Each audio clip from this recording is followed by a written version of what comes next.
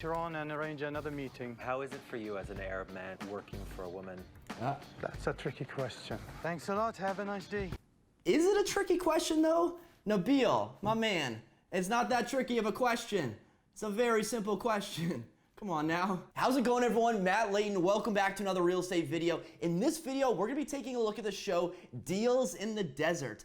I stumbled upon this show when I was borrowing my friend's Netflix account. Now guys, I don't watch a lot of Netflix. I don't really have that much time for it, but if you're telling me that there's a real estate show with a $ in the title instead of an S, well, just sign me the heck up because I am interested. So in this video, we're gonna be taking a look at the show, going through a few clips, and we're gonna see how realistic it actually is. So let's get started. I'm glad they showed where Bahrain is on the map. I don't know if I could pick that out personally, to be honest. What? Why are they racing cars?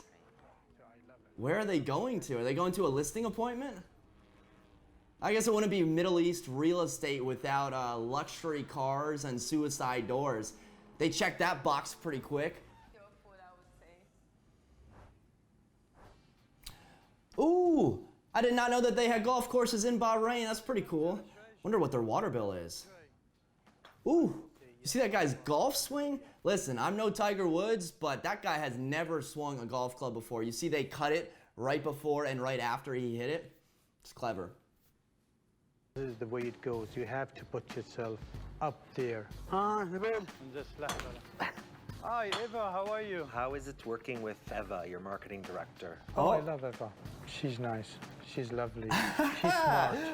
Oh man, guys, you ever ask like a friend how their job is, and they're like, "Oh yeah, job is great," or how their date went? "Oh yeah, date was fantastic. Yeah, she was great. I could see us going." Dude, the body language is not matching up to the words. I can't imagine being a Middle East. I better watch my words carefully. Being in the culture of the Middle East, gender in the workplace is probably a big deal. So apparently Nabeel really likes working with the marketing director. This is gonna be something to watch here. Later on and arrange another meeting. How is it for you as an Arab man working for a woman?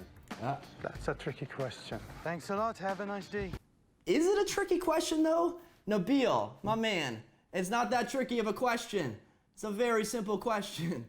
Come on now. Property Locators, it's owned by Fuad Kohichi. We have got a staff of all expats. Did you find the... A lot of foreigners, a lot of expats. I don't know how you wind up in Bahrain on that island. I think it's an island from the map, what I saw earlier. But it looks like, I mean, she was Scottish. I think there's another agent that's Russian. And it seems like a lot of their clients are foreigners and expats, which probably helps out a lot if you're a foreign agent and then you're working with a lot of expats. So it seems like the typical buyer or renter is a foreigner or an expat. This house is new on the market. The owner, he wants to sell it semi-furnished. He will consider selling fully furnished as well. Semi-furnished or furnished? That seems like a very specific offering, semi-furnished or furnished. 1.4, let's pause the tape, see what you can get for 1.46. So open floor plan, living, sitting room, lots of square feet there, square meters, carpet, floor to ceiling windows, pretty spacious, and semi-furnished or furnished. Clearly they're going for a specific clientele, maybe as an expat or foreigner. It's like maybe hard to buy furniture, or maybe it's expensive and people just leave the furniture and move from place to place. So clearly furnished versus semi-furnished. In the United States, pretty much all places come unfurnished. Clearly in Bahrain, it is semi or completely furnished. Everything is remote controlled. So when you show it to the client, just mention that. It's good for 3 people, 4 people. What? Good for 3 or 4 people? The place is massive. Maybe 3 or 4 people in the 3rd bedroom. You could fit like 10 or 15. Look at that room. 3 or 4 people. Come on, Nabeel. It's not a deal breaker at all. Right, so this is the separated room for the maid and the driver. How many rooms are... the maid and the driver. I like it. In the United States, sometimes the selling point is the au pair suite in the basement. Looks like in Bahrain, it is the maid and the driver. Because come on, who's gonna clean up all that space for 3 to 4 people, right? Gotta have a maid, of course. Good call, Nabeel. 9 o'clock. Okay, you can't delay that at all because I'm supposed to be seeing somebody. Sheila, please forget about that one. This is important. Okay, Okay. thank you. Bye. But he's typical Bahraini, you know. He's Typical Bahraini? Iman. What does that She's mean? new You want part to of finish your our sentence team. there? You'll be seeing her. No. I guess not. Probably a good idea not to finish that sentence. in the UK, you will go with just one real estate agent. Here, I have actively dropped somebody off to watch them be picked up by another real estate agent. That's right. So in the UK, there's just one agent. There's no buyer's agents. So agents just represent the sellers. In Bahrain, it looks like exclusivity is not a word in their vocabulary. It looks like buyers kind of jump around from agent to agent, which in the United States, that's like a buyer's agent's worst nightmare. So you have a couple different formats. United States, buyer's agent, seller agent. UK, just the seller agent. And in Bahrain, I'm still kind of trying to understand it, but it doesn't look like you're always working with the same agent at the same time. So I wonder if on the show, they're gonna show one buyer working with two agents. Let's find out. It's very, very popular. Geographically, it's perfect. Rented. All right, oh my Sheila, goodness, let's see what you got rented here. A lot. Figures? Yeah, Probably figures. Since I've been here? Oh, Yeah, wow. count them up. 140. She's a baller. Look at that. 280, How many? 100, 200, maybe 400? 700,000. Whoa! Your rentals, your bread and butter. 1.86 Sales are in great rental when you achieve them. commission. Do you know how much transactions you have to do to get 1.86, almost 2 million in commissions? Usually rental is about 1 month's rent. So that's like so many rental transactions. In the United States, most agents don't do rentals just because the prices don't make sense long term to build a sustainable business. But it looks like in Bahrain, with all the foreigners and the expats, the rentals is the meat of your real estate business, and then the sales kind of also happen. But it seems like in Bahrain, rental transactions is the move because of all the high demand. You see that? Rental transactions is the move. Yeah. How about a thumbs up for that one? Okay, we can go upstairs now. So master bedroom is located on the left side. All right, Svetlana, And let's see what you suite got going on here.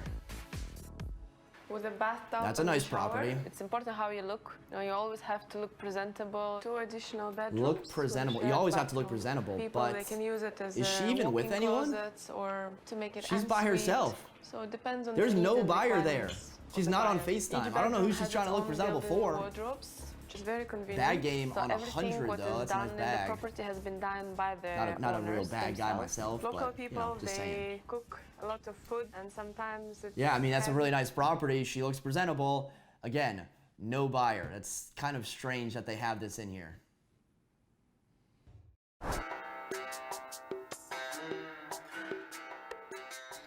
Nabeel, my man, getting his game face ready. I like it. I want to see what this guy does with the client. There we go.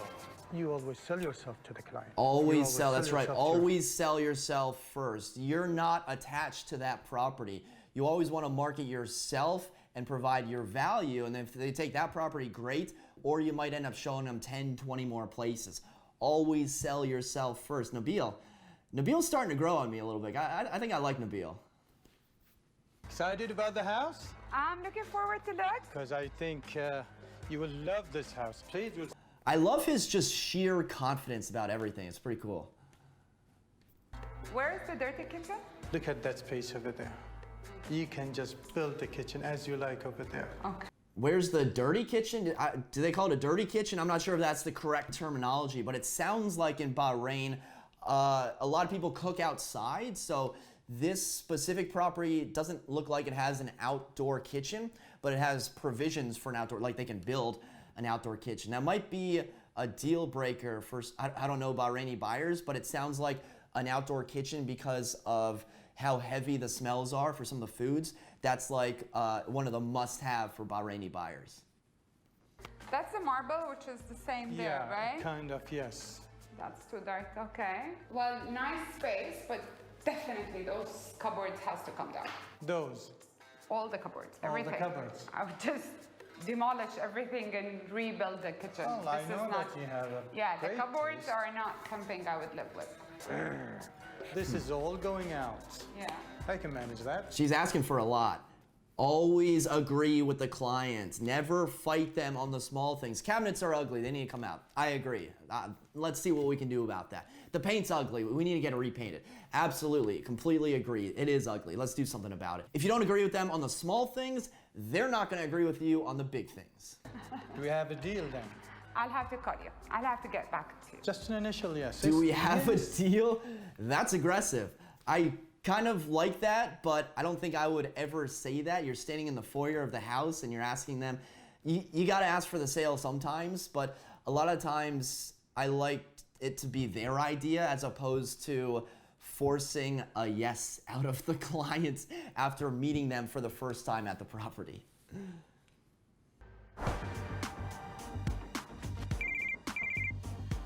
Hello, good afternoon. Hi, good afternoon. How are you? I'm good, thank you very much. Yep. I'm calling to tell you that I love the house.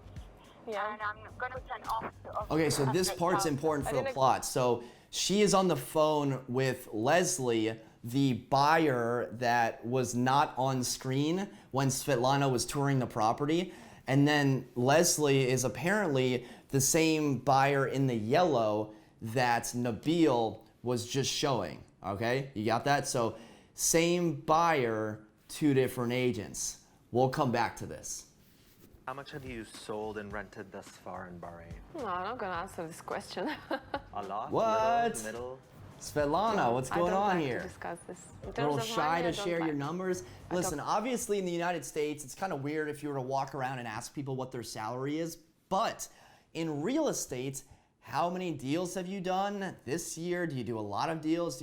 People want to know your track record. Are you just starting off? Do you do 5 million a year, 10 million a year, 5 sales a year, 50 sales a year? It's how we rank ourselves. It's how people know what agents are good, what agents are just starting off, and why you would work with one agent or a team over another.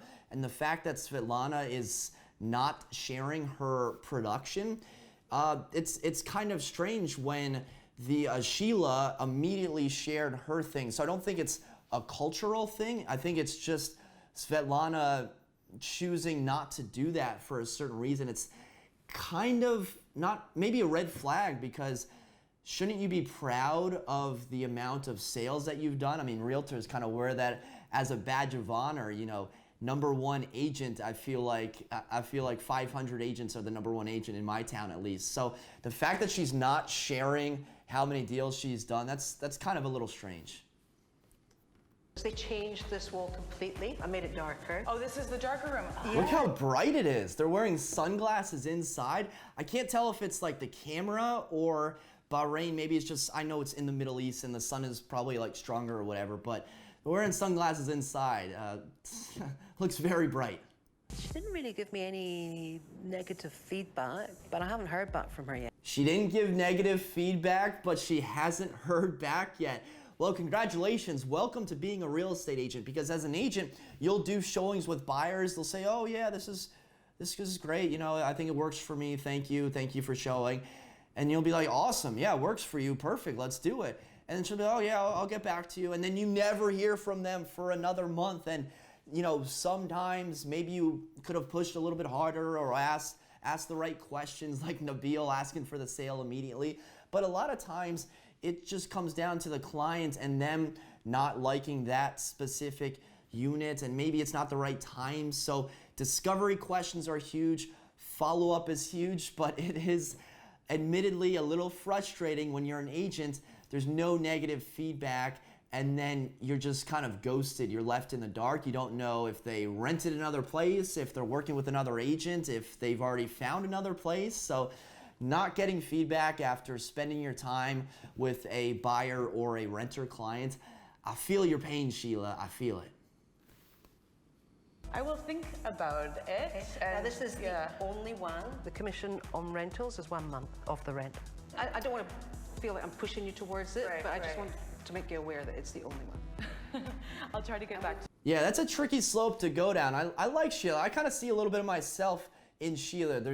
I don't want to pressure you, but there is one left. That's tough because as an agent, you know, she's very professional, very knowledgeable, not salesy in a sense of pressure, close, but still adds a lot of value. And if there's one left, you want to make sure that the customer knows about it, because you don't want to say, okay, thanks for viewing it, get back to me. They get back to you in a couple weeks and it's gone. And then they say, well, why didn't you tell me there was only one left? But at the same time, you don't want to be like a car salesman, no offense to the car salesman out there, and say, well, it's the only one we got, so take it or leave it. You kind of want to say, hey, listen, no pressure. I do want to let you know it's the only one we have left. Take your time, but just know that we just have one remaining. So it's walking the fine line of not pressuring the client, but still making them fully aware and transparent of the current situation. I think Sheila did a great job here. Yeah, I put the offer through. I discussed it with the seller. However, they didn't agree on the price. Okay, have a good day. Bye, bye-bye. I cannot satisfy every client. Of course, you get this. Yep, commission $0. That is very realistic. A lot of times as a buyer's agent, you're really rolling the dice with your commission and if you're gonna get paid, or it might take you 2, 3, or 4 times. In the Arlington, Virginia, DC market, a lot of times I'm on the listing side, so we'll get 4 or 5 offers and we'll accept one, and then a lot of times I'm thinking about it and I'm like, yeah, I'm definitely getting paid on it. The other agent's getting paid on it. But I'm not thinking about those other 4 or 5 agents that submitted probably a fantastic offer that their commission is 0. So all that work showing properties, writing the offer, negotiating with me and whatnot, they're still getting paid 0. And then when I'm on the buyer's side, my expectation is that I'm gonna win every multiple offer situation for my client. Now, realistically, does that happen? Of course not. I'm not here to sell you something that doesn't happen. But in competitive markets like Arlington, Virginia, and apparently Bahrain, you may submit a couple offers, do all the work, and your commission is 0. I think it would go exactly 500. Nabeel, my man, making moves, making deals. All right, so he's got an offer on the Shark Tank pool. There's no shark in there, it's just a painting. So he's calling the seller. It's a lot of agent to clients in this show. And I'm still trying to understand how the Bahrain market works, if there's agents on both sides of the transaction. I think there are, but so far we haven't really seen the sellers. It's mostly just been on the buyer side, and then he's calling the private owner. How is your day? Good. I have very good news for you. I need to I sell like the this. confidence. I have good news for you. I'll come straight ahead. Okay, now. so he's I'll going be there in 2 in minutes. person Thank you. to meet with the seller. This doesn't happen too often, but that depends, because some agents like meeting their sellers in person to present the offer. And I'm obviously a little bit younger, so I like to do everything by phone call. I feel like a phone call can convey the same information. I've seen some agents, they like to print out the offers. If there's 10 offers, they're printing out 10 offers and then driving somewhere and going through. That just seems like an entire waste, but meeting a seller in person to present an offer does happen. It just comes down to the agent's personality. Bahrain is cutthroat. There is no exclusivity for clients. Yes, I've got the deal with Leslie. She had a lot of people working for her. I think Svetlana was one of them. I don't care. Okay, so this is where I'm starting to have issues with the show. They've shown one buyer, Leslie, the girl in the yellow. She put in an offer with Svetlana for 300 Bahraini currency, like 745,000. But Nabeel is also working with her, and it'd be one thing if, like, okay, well, they just said that. An agent sometimes works, 2 different agents work with the same buyer, and it's competitive and whatnot. But this price point is 1.3. So they were at 745,000, 745K United States dollars, and now Leslie wants to buy 1.3. If it was the same price point, wouldn't have an issue with it. But the fact that this buyer is looking at something that's double her budget, guys, I am not buying that. Couldn't they have just gotten like one more buyer to be on the show, to be like the second Leslie, to put in the offer for Svetlana? I guess they're showing that competition is fierce and that buyers aren't loyal and that they go from one agent to the next. But it's just not plausible at all that a buyer's looking at a property for $700,000 and also 1.3. Not buying what they're selling. So that just about does it for deals with the $. in the Desert Netflix show. Now, how realistic is this show? I have to go with not very. I got to give it a 3 out of 10. Do they show cool properties? Yes. Competitive, aggressive agents? Yes. European sports cars in the desert, obviously. But in terms of actual realness, listen, the thing that got me was the same buyer writing an offer on 2 completely different properties.